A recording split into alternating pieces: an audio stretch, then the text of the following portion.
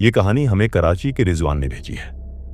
आइए इन्हीं की जुबानी सुनते हैं एक ऐसी कहानी जिसने उनकी जिंदगी हमेशा के लिए बदल दी।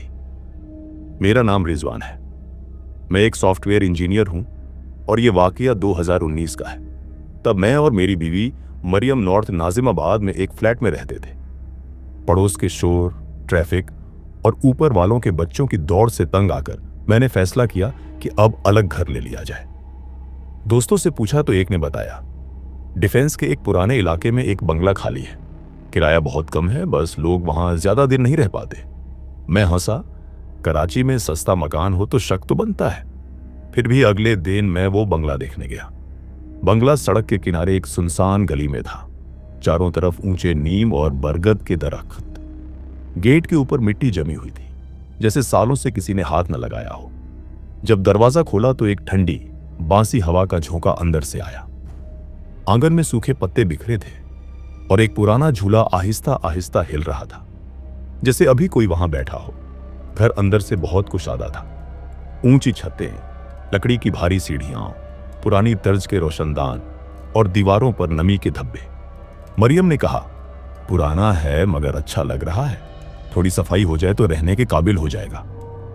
मैंने भी यही सोचा और अगले हफ्ते हम वहां शिफ्ट हो गए। पहले 2 दिन सब मामूल के मुताबिक रहा। मरियम सफाई में मसरूफ रहती, मैं दफ्तर के काम में। तीसरे दिन रात को करीब 12 बजे के आसपास नीचे के हॉल से किसी के चलने की आवाज आई। मैं समझा शायद बिल्ली होगी। नीचे गया तो हॉल खाली था, बस पुराना झूला हिलना बंद नहीं हुआ था। चौथी रात मरियम ने कहा, रिजवान, ऊपर वाले कमरे में कोई है शायद। मैंने टॉर्च उठाई और सीढ़ियां चढ़ने लगा। लकड़ी के हर कदम पर चरचराहट गूंज रही थी। ऊपर पहुंचा तो देखा दरवाजा बंद था, मगर अंदर से हल्की सी सांस लेने की आवाज आ रही थी। मैंने आहिस्ता से दरवाजा खोला। अंदर कोई नहीं था, बस पुरानी मेज पर एक फैमिली फोटो रखी थी जो पहले वहां नहीं थी। फोटो में 3 लोग थे, एक मर्द, एक औरत और एक बच्चा। उनके चेहरे धुंधले थे, जैसे वक्त ने उन्हें मिटा दिया हो। मैंने फोटो वापस रखा और नीचे आ गया। अगले दिन मरियम बोली, रात को मैंने आंगन में किसी को खड़ा देखा। बाल बहुत लंबे थे, चेहरा साफ नजर नहीं आ रहा था। मैं समझ रही थी तुम हो, मगर वो गेट के बाहर गया और फिर अचानक गायब हो गया। मैंने उसे तसल्ली दी, हवा के साए होंगे, मगर दिल के अंदर एक खौफ सा बैठ गया। 5वीं रात बिजली चली गई। मैं मोमबत्ती जलाने गया। जैसे ही लाइटर जलाया, मोमबत्ती की रोशनी में सामने दीवार पर एक साया नजर आया, एक औरत का साया जो मेरे पीछे खड़ी थी।